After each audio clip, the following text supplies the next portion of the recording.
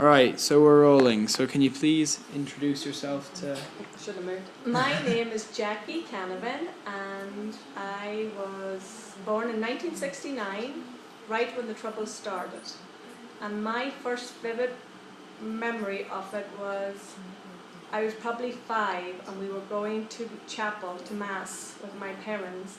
And I just remember we were on the country road, and these two big, like Saracens, big tanks, were coming towards the car, and the soldier was sitting outside the top with the big machine gun on it, and that was my first vivid memory of soldiers and their ammunition and tanks. But another memory I have was when I was probably 14, and I was in the school bus going to school, and there was this engineering company on their way. We'd pass it every morning going to school. Right before we got onto the main road, it was in the country too, and there was this car parked outside the engineering company, and there was this man lying on the road, and he obviously had been shot, and it was a part-time UDR man, which is the Ulster Defence Regiment, and they are part-time, they work part-time, and they work part-time for the British soldiers. And they were like civilians during the day, and then they worked at night. And he was lying on the side of the road. He'd been shot, and the bus was full of all these students. They were ages from 11 to 16.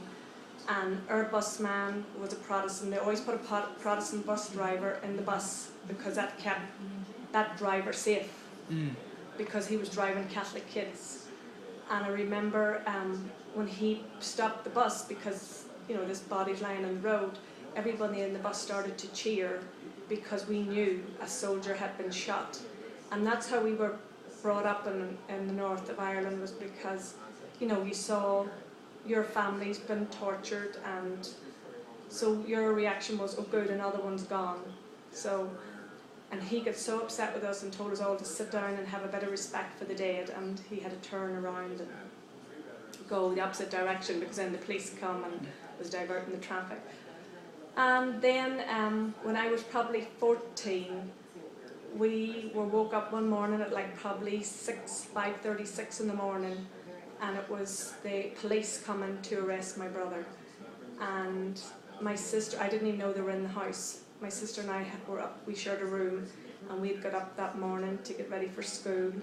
And I opened the door, my bedroom door, and the policeman, which was the RUC, which is the full-time police, he was standing outside my bedroom door with a machine gun. And I remember closing the door real quick and saying to my sister, oh my God, there's a policeman outside the door, because I didn't know my brother was involved in anything or was being arrested.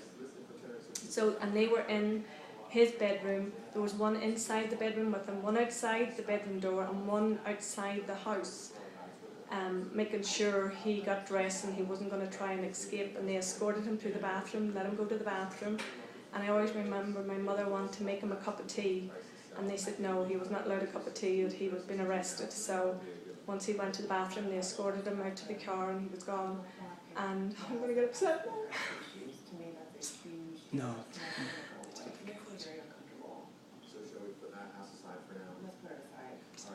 No, don't worry. Do you want me to stop filming? Sorry, take a breath. Sorry, Al. Okay.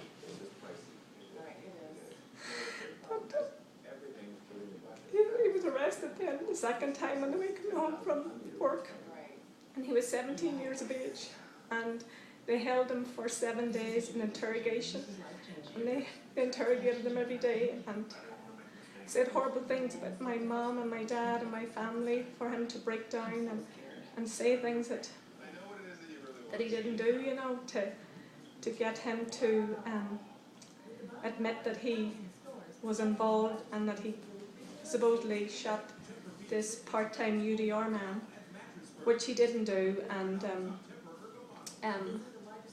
they held him, as I say, for the 7 days, and then my mom would go and call, and they would never give her any answers, and they wouldn't tell her, what was going on. And then finally, on the 7th day, they charged him for the murder.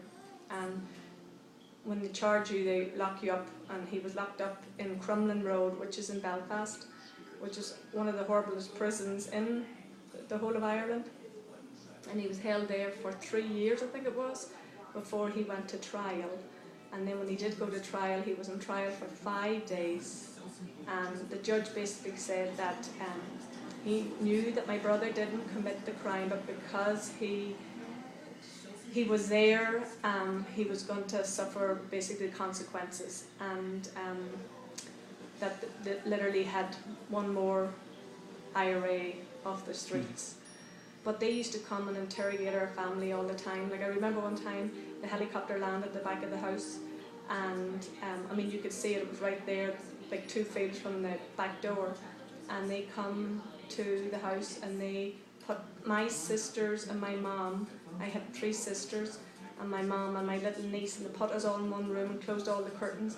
And then they put my dad, and this was before my brother was arrested, my brother and my brother-in-law in the other room. And they closed all the curtains too, and they searched them all, and then they searched all of us, and they tore our house to shreds. They went out to the hay shade and ripped through every bale of hay looking for guns and ammunition.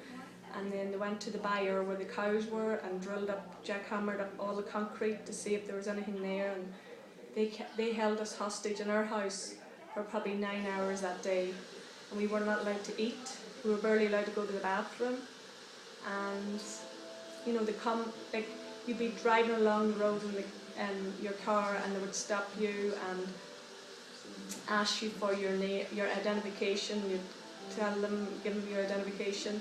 And then once they knew who you were and what connection you were, then they interrogated you, and they would, like, there was one time after Martin and I living in the States, we went home on a holiday, and, you know,